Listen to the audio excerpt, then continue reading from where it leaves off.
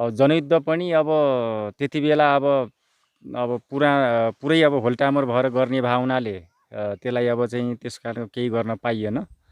अब खेतीपाती कागती गर्ने, बहुवर्षे बिरुवा लगाउने, अब धेरै अब भनौँ न वर्षे बाली लगाएर मात्रै अब खान अब पुग्ने, अब सधैँभरि श्रम गर्नुपर्ने अवस्था हुनाले मैले अब बाँकी जीवनमा अब कागती खेती, खास गरिकन यो कागती खेती अब बहुवर्षे बारी लगाएर आफ्नो जीवनयापन बिताउने भन्ने मेरो सोच बन्यो। तपाईहरुले 10 वर्षसम्म जनयुद्ध गर्नुभयो। जनयुद्धले नेपालको शासन व्यवस्था र व्यवहारिक व्यवस्थामा केही परिवर्तन भएको पाउनुभयो कि केही भएको जस्तो पाउनुभयो कि पाउनु भएन? परिवर्तन अब राजनीतिक परिवर्तन भयो। अब अरू चाहिँ अब अरू परिवर्तन भएन। जनतालाई उपलब्ध हुने जस्तो मानौ अब मान्छेलाई रोजगार ग्यारेन्टी हुनु पर्यो हैन, त्यो भएन। हजुर। रोजगार बेरोजगार, अब रोजगार ग्यारेन्टी बेरोजगार भत्ता भन्ने हुन्थ्यो। हजुर। राष्ट्रियताको निम्ति पनि अब त्यो खालको हुनु पर्थ्यो। हजुर। अब राष्ट्र बलियो भएपछि अब तपाईको जनता बलियो हुने हो। हजुर हजुर। अब मान्छेलाई अहिले पनि खान बस्न बाँच्नलाई गाह्रो छ, राज्यको दायित्वबाट छैन। हजुर। र अहिले चाहिँ नि सरकारमा गएका चाहिँ नि मान्छेहरू अब आफूले पद बाँडेर खाने, लडाई गर्ने, झगडा गर्ने, आफन्त र चाहिँ नि उसमा चाहिँ नि टिम बनाएर चाहिँ टिक्ने। यस कारणले अब आर्थिक रूपमा जनतालाई चाहिँ नि अगाडि उठाउने कामहरू भएको छैन। 14 कट्ठा 5 धुरमा मैले यो कागती खेती गरेको छु।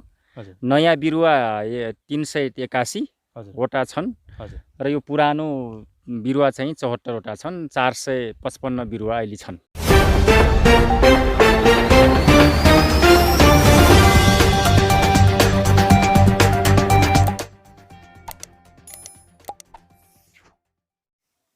दर्शकबिन नमस्कार, म तुलसीपुर उपमहानगरपालिका वार्ड नम्बर 3 को बल्लेमा छु।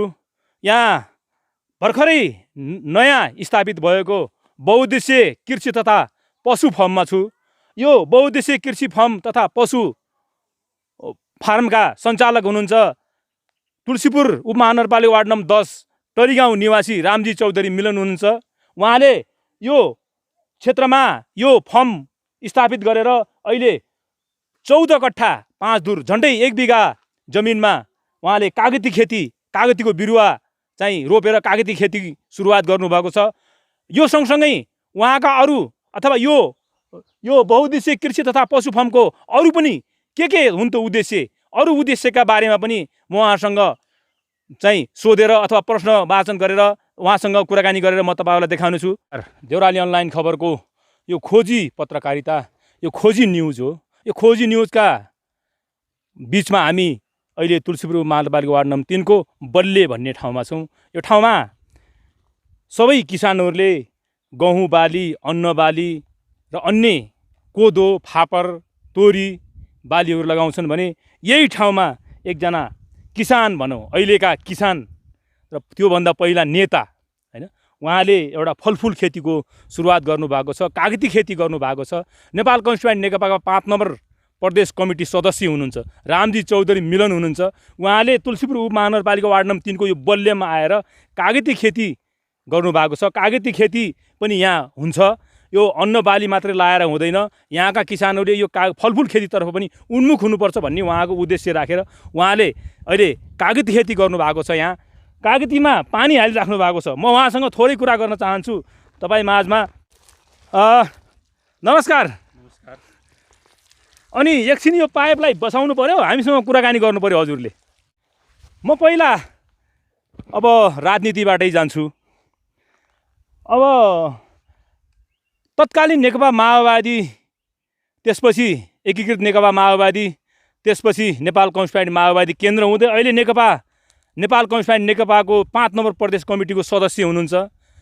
अनि तुलसीपुर उपमहानगरपालिकाको इन्चार्ज हुनुहुन्छ। अब मैले त्यति मात्रै चिनेको थिएँ र यहाँ आउँदा तपाईँ त एउटा किसान पनि हुनुहुँदो रहेछ हैन, एउटा श्रम गर्ने, एउटा मेहनत गर्ने, परिश्रम गर्ने एउटा मेहनती किसान पनि हुनुहुँदो भन्ने कुरा पत्ता लाग्यो। यो यहाँ यो बारीमा अहिले यो बिरुवालाई पानी दिँदै हुनुहुन्छ, के को बिरुवा हो यो? यो कागतीको बिरुवा हो। यो जस्तो मानौ यो कागतीको बिरुवा अहिले योभन्दा पहिला त यहाँ कसैले यता कता यो गाउँभरि मैले हेर्ने बेलामा कतै लगाएको, कसैले खेती नगरेको मैले देखेँ। सबैले अन्नबाली मात्रै गरेको देखेँ। अनि तपाईँलाई कसरी सोच आयो यो कागतीको बिरुवा यहाँ यो रोप्ने? कागतीको बिरुवा अब नगरपालिकाले पकेट एरिया घोषणा गर्यो यो 3 नम्बर वडालाई। त्यसपछि मैले यो कागती रोप्ने सोच बनाएँ। यो उपमहानगरपालिकाले फलफुलको पकेट क्षेत्र घोषणा गरिसकेपछि अनि तपाईँले कागती रोप्ने विचार गरे। अनि रामजी चौधरीजी मिलन पनि भन्छन् तपाईँलाई, जनयुद्धमा पनि समावेश हुनुभयो, सहभागी हुनुभयो, जनयुद्ध पनि गर्नुभयो। जनयुद्ध पछाडिका दिनहरू अहिले यो कागती खेतीमा बिताइराख्नु भएको रहेछ। जनयुद्ध र यो अहिलेको किसान जीवनमा केही अन्तर देख्नुहुन्छ? यसमा धेरै अन्तर छ, किनभने किसान अब आफ्नो ठाउँमा आफ्नो परिश्रमले बाँच्ने कुरा आयो। अब जनयुद्ध पनि अब त्यति बेला अब पुरै अब होल्टामर भएर गर्ने भए हुनाले त्यसलाई अब चाहिँ त्यस कारण केही गर्न पाइएन। अब खेतीपाती कागती गर्ने, बहुवर्षे बिरुवा लगाउने, अब धेरै अब भनौँ न वर्षे बाली लगाएर मात्रै अब खान अब पुग्ने, अब सधैँभरि श्रम गर्नुपर्ने अवस्था हुनाले मैले अब बाँकी जीवनमा अब कागती खेती, खास गरिकन यो कागती खेती अब बहुवर्षे बारी लगाएर आफ्नो जीवनयापन बिताउने भन्ने मेरो सोच बन्यो। अनि मिलनजी जस्तो कि अब बहुवर्षीय खेती गर्छु भनेर भन्नुभयो।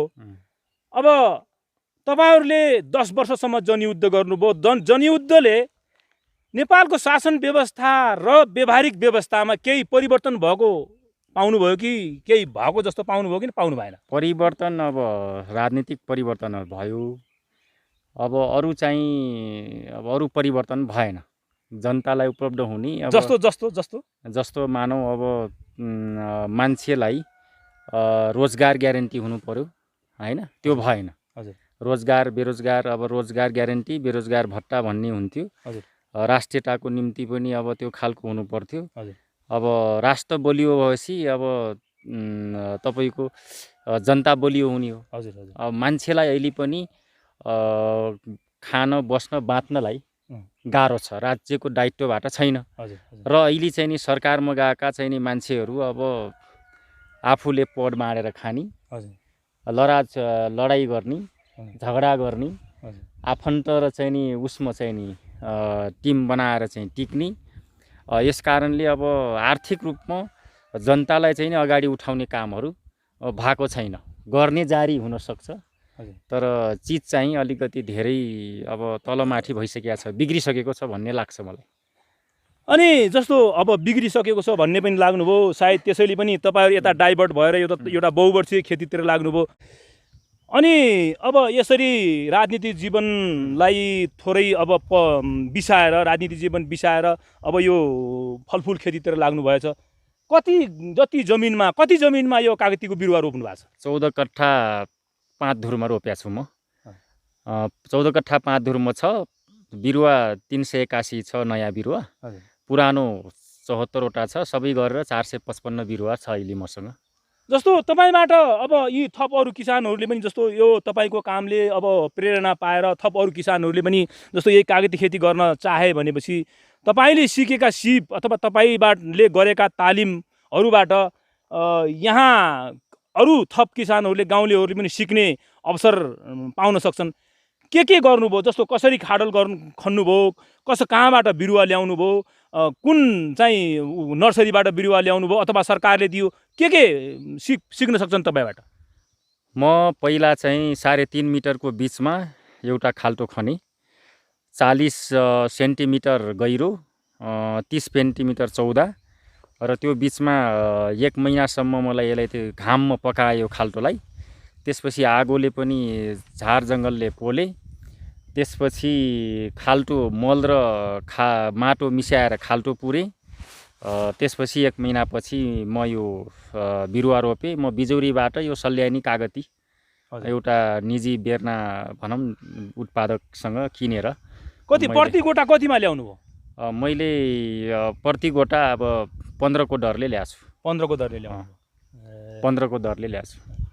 अनि अब के छ तपाईँको अनुभवमा, जस्तो कतै आफूले गरेर मात्रै अहिले पहिलो पटक सुरुवात गर्नुभएछ, आफूले त पक्कै पनि गरेको अनुभव त छैन, कतै यो उत्पादन भएको अरू साथीहरूले यो कागती खेती गरेर उत्पादन भएको अथवा फलदायी भएको केही अनुभव केही देख्नु भएको छ तपाईँले?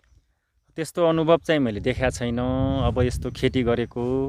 तर कागती खेती अब यो एउटा चाहिँ जडीबुटी अन्तर्गत पनि पर्छ। मान्छेलाई यो अति आवश्यक चाहिँ नि यो चाहिँ नि यो अनिवार्य खानुपर्ने, प्रत्येक दिन कागतीको एउटा टुक्रा खानुपर्ने। र अर्को कुरा, नेपालमा चाहिँ नि कागती खेतीहरू धेरै छैनन्, कम छन्, पुग्दैन। इन्डियाबाट तुलसीपुरले मात्रै 2-3 करोडको कागती खेती खान्छ दाङमा।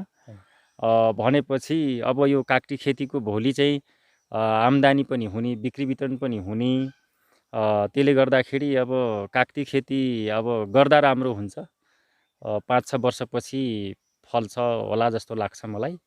अब 60 वर्षसम्म यो कागती खेती यो चाहिँ नि यो बीज रोपेको चाहिँ नि 60 वर्षसम्म यसको बोट रहन्छ भन्ने छ। अनि म तपाईँलाई थोरै फेरि यो प्रसङ्ग फेरेर तपाईँसँग फेरि कुरा राजनीतिक प्रसङ्गतिर जोड्न चाहन्छु। तपाईँ पहिला पनि किसानको छोरा, त्यही पनि आफूसँग 1 गट्ठा जमिन नभएको, अरूको जत्ता जग्गा जोती खाने एउटा चौधरी, एउटा थारूको छोरा, 10 वर्षीय जनयुद्धमा किसानी छोडेर, त्यो किसानी हलो जोत्ने काम छोडेर 10 वर्षीय जनयुद्धमा लाग्नुभयो।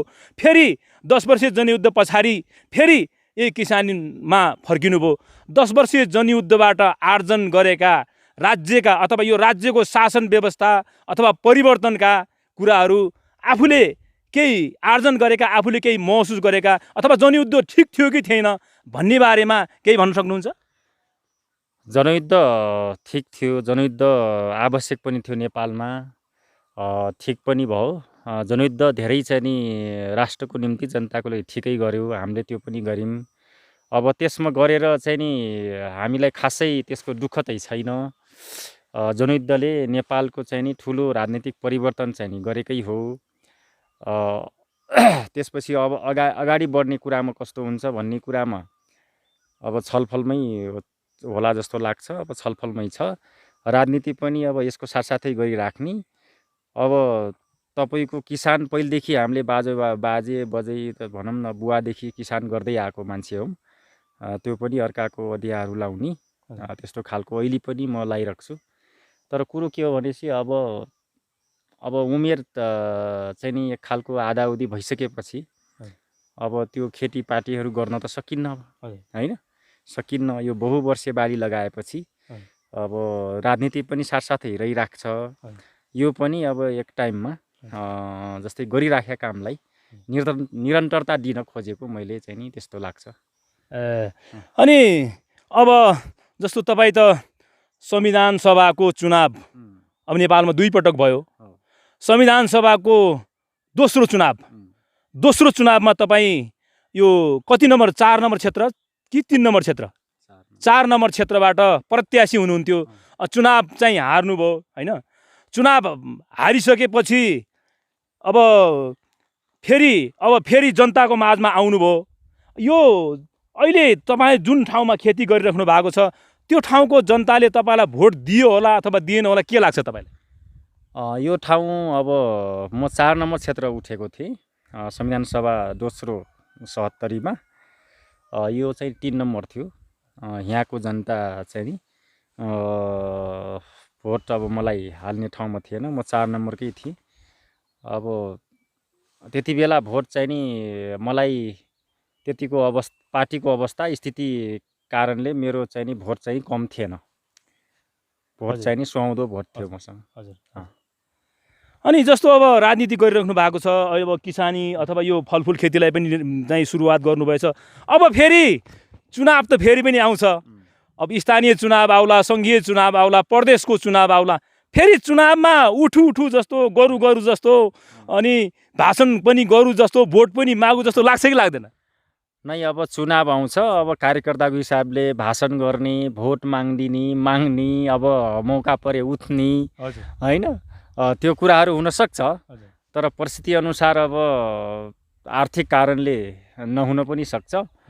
तर कार्यकर्ताको हिसाबले भोट माग्ने चुनावमा चाहिँ तपाईँको चाहिँ नि लाग्ने उठ्ने पनि त्यस्तो अवस्था पनि हुनसक्छ। तर चाहिँ नि के हो नि अब त्यो चाहिँ नि चुनावमै उठिहाल्ने भन्ने कुरामा अब अहिलेको अवस्थामा चाहिँ नि अब महँगो चुनाव चाहिँ जो खर्च भयो त्यसले अब खासै अब सक्ने जस्तो मलाई लाग्दैन। त्यो चाहिँ नि अब कार्यकर्ताको हिसाबले अब मन परेका कार्यकर्ताहरू नेताहरू हैन फरक चाहिँ नि अनुहारको मान्छे राम्रो मान्छे आयो भने तिनलाई मरिमेटी त्यसको लागि चुनावमा लाग्ने त्यो जिताउनमा लाग्ने अर्थात् त्यस्तो अवस्था आयो भने कहिले उठ्ने अवस्था आउन पनि सक्छ। त्यस्तो चाहिँ नि हुनसक्छ अब समय परिस्थितिले। अहिले ठ्याक्कै त्यस्तो चाहिँ नि छैन। अनि जस्तो अब तपाईँ त थारू जातिको अब थारूको छोरा थारू जातिको हुनुहुन्छ। यो थारू जातिहरू अलिक तल तल तराईतिर बसेको अथवा पहाडतिर घर घडेरी मात्रै लिएर घर बनाएर बसेको इतिहास त थियो। तर जग्गै किनेर जग्गा जमिनै किनेर चाहिँ अब यो पहाडमा आएर खेती गरेको अथवा फलफुल खेती गरेको कतै इतिहास मैले देखेको छैन। तपाईँ पहिलो व्यक्ति हुनुहुन्छ, कसरी साहस गर्नुभयो? यो मैले चाहिँ नि अलिकति कस्तो लाग्यो भने अब मान्छेहरू तपाईँको पहाड भन्दा तपाईँको तराईतिर मान्छेहरू जाने। अब थारूहरू चाहिँ तपाईँको झन अब चाहिँ तपाईँ विकट चाहिँ नि तपाईँ बर्दिया कैलालीतिर जाने, इन्डिया सीमान्ततिर जाने। यहाँ चाहिँ पहाडतिर अरू समुदायसँग उनीहरूले क्षमता राख्न नसक्ने हैन हरेक हिसाबमा कमजोर भएको कारणले पनि त्यो उनीहरू तलतिर गए। अहिले पनि बजारमा मान्छेहरू बजारको जग्गा बेचेर तलतिर जान्छ, अर्थात् ओह्रालो लाग्छ तलतिर लाग्छ। यता पानी हुने ठाउँमा, सङ्लो पानी हुने ठाउँमा, मूल पानी खाने ठाउँमा, महँगो हुने ठाउँमा, बोट बिरुवा हुने ठाउँमा नबसिकन तल जान्छ। तल भनेको अब एक खालको बस्ती पनि अब ठुलो हुन लाग्यो, अब जनसङ्ख्या बढ्यो, भिडभाड पनि हुने। अब यहाँ चाहिँ अलिकति बोट बिरुवा स्वच्छ अब त्यो खालको ठाउँ पनि एक खालको त्यो हो। र अर्को कुरा मैले के हेरेँ भने 68 सालको जनगणना हेरेँ। अब थारूहरू चाहिँ नि त्यो जनगणनामा 75 जिल्लामा भएको तथ्याङ्क देखेँ। तर उनीहरू चाहिँ नि त्यतिकै गए होलान्, उतै बिलाए कि त्यो नि अस्तित्वमा चाहिँ छैनन्।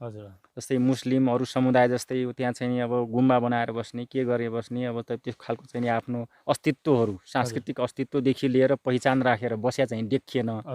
यता विलय भएको देखियो। छैनन् भन्ने त चाहिँ नि म भन्न सक्दैन छन्, तर उनीहरू अस्तित्वमा छैनन्। एउटा सामूहिकतामा थारू पहिचान राखेर बसेका छैनन्। अब म चाहिँ यहाँ पहाडका मान्छेहरू तपाईँको अदुवा रोप्छ, नगदे बाली लाउँछ, 1 वर्ष तन्न भयो भने बजारमा घरेली किनिहाल्छ, व्यापार गर्छ, गाडी लिएको हुन्छ। अब दाङमा के भयो भने एक त हामीले अर्का खेती लाउने, त्यसमा उत्पादनको चाहिँ नि ऊ पनि बढी भइसक्यो, उत्पादनको मूल्य बढ्यो। त्यसलाई चाहिँ तपाईँको खाना मात्रै हुने, खाने बाहेक अरू केही पनि नहुने, आम्दानी नहुने। अब यो पहाडको चाहिँ नि ठाउँमा चाहिँ यस्तो आम्दानी हुने मान्छेहरू यहाँ अब त्यस्तो खालको चाहिँ नि अब देखेँ मैले। अदुवाको भाउ गयो भने एकै वर्ष धनी हुने रहेछ यहाँ। आलु भयो भने अब त्यस्तो खालको हुने रहेछ, भाउ हुनु पर्यो, त्यस्तो भयो भने भइहाल्ने, नत्र खाने त भइहाल्यो। त्यस्तो खालको भावनाले अब यो पहाडतिर मैले आउने सोच बनाइराखेको थिएँ। जनयुद्धकालमा पहाड घुम्यो, दुनियाँ गर्यो हैन, तरकारी हुने, यो गर्ने, सबै गर्ने, बेचबिखन गर्ने हैन। अब त्यस्तो खालको लागेर यो ठाउँ चाहिँ नि त्यो हुन्छ हैन भनेर म चाहिँ नि लाग्यो। 10 वर्ष जनयुद्धमा त धेरै नेपालीहरूले ज्यान पनि गुमाए, कतिपय अपाङ्ग छन्, कतिपय घाइते छन्, कतिपयलाई गोलीका छर्रा बोकेर हिँडेका छन्। तब कतिपयका परिवारहरू गुमाए, शहीद भए, छोरा गुमाए, छोरी गुमाए, बुहारी गुमाए। तपाईँको परिवारमा कोही शहीद भयो कि भएन? तपाईँ कतै घाइते हुनुभयो कि हुनु भएन? म चाहिँ अब भाग्ने बेला घाइते भएँ, 2-4 दिन। अब जस्तो भाग्ने बेला भन्दा कसरी भाग्ने? नेपाली सेनाले अब लखेट्यो 2032 साल कार्तिक 1 गते। त्यो बेला धेरै चोट लाग्थ्यो मलाई, त्यस्तो भयो। र एकपटक चाहिँ नि पहिले विद्यार्थी कालमा चाहिँ जेल 3 दिन जेल खाइयो। त्यो हो चाहिँ। अब मेरो परिवारमा ठ्याक्कै दाइ भाइ भन्ने त परेका छैनन्। हजुर गोट्यारहरू छन् अनि आफन्त नजिककाहरू 6-7 जना शहीद भए। हजुर तिनी चौधरी हुन्। हजुर 6-7 जना बतौलपुर यता टिकरी हजुर त्यसपछि बर्दियातिर यता झिङौरातिर आफ्नै दिदी भिनाजुहरू पर्ने बाजेको ससुरालीपट्टिका दिदी भिनाजुहरू हजुर हजुर 3-4 जना चाहिँ शहीद भएको छन्। त्यस्तो चाहिँ छ। धन्यवाद तपाईँलाई। दर्शकबिन 10 वर्षीय जनयुद्धसँग रम्दै रमाउँदै 10 वर्षीय जनयुद्धमा ज्यानको आहुति दिन तयार भएका एकजना महान व्यक्ति हुनुहुन्छ जो अहिले कागती खेतीमा हुनुहुन्छ। यो तपाईँले देखिरहँदा कता कता उजाड जस्तो देखिन्छ, कता कता नाङ्गै जस्तो देखिन्छ यो बारी, तर त्यसो होइन। यहाँ कागतीका बिरुवाहरू छन्, म तपाईँहरूलाई देखाएँ। यहाँ साना साना कागतीका बिरुवाहरू रोपेर राख्नु भएको छ। बहुवर्षीय खेती गर्ने तयारीमा हुनुहुन्छ। 10 वर्षीय जनयुद्धमा बन्दुक बोक्नुभयो, अब फेरि हलो बोकेर अथवा फेरि कुटो बोकेर फेरि कोदालो बोकेर 10 वर्षीय जनयुद्धमा बन्दुक बोकेर जनताको संरक्षण गर्ने, अहिले कुटो कोदालो बोकेर यी कागतीका बिरुवाको संरक्षण गर्दै आउनु भएको छ। रामजी चौधरी मिलन संविधान सभाको दोस्रो चुनावमा उहाँ प्रत्याशी हुनुहुन्थ्यो। उहाँसँग मैले लामो कुराकानी गरेँ। यो भिडियोलाई हेरेर हाम्रो देउराली अनलाइन खबरलाई सब्सक्राइब गरिदिनु होला र लाइक कमेन्ट पनि गर्नु होला। यो भिडियो कस्तो छ त्यस विषयमा लाइक कमेन्ट पनि गरिदिनु होला। उहाँले यहाँ यो पहाडमा तुलसीपुर उपमहानगरपालिका वार्ड नम्बर 3 को पहाडमा आएर 14 कट्ठा 5 धुर जग्गामा झन्डै 1 बिघा जग्गामा अहिले कागती खेती गर्नुभएको छ र यो क्षेत्रलाई यहाँ अन्न बाली मात्रै नभएर यहाँ गहुँ मकै मात्रै नभएर फलफुल खेती पनि हुन्छ है भनेर यहाँ चाहिँ यहाँका बासिन्दालाई, यहाँका यो भेगमा बस्ने मानिसहरूलाई चाहिँ देखाउन चाहन्छु र त्यतातिर उत्प्रेरित गर्न चाहनुभएको छ। त्यतातिर प्रेरणादायी भूमिका खेल्न चाहनु भएको छ। उहाँ हुनुहुन्छ रामजी चौधरी मिलन। क्यामेरामा मङ्गल सिंह घरती मगर, मिलनका साथमा म हुँ यज्ञबहादुर बुढा मगर। देउराली अनलाइन खबर तुलसीपुर दाङ।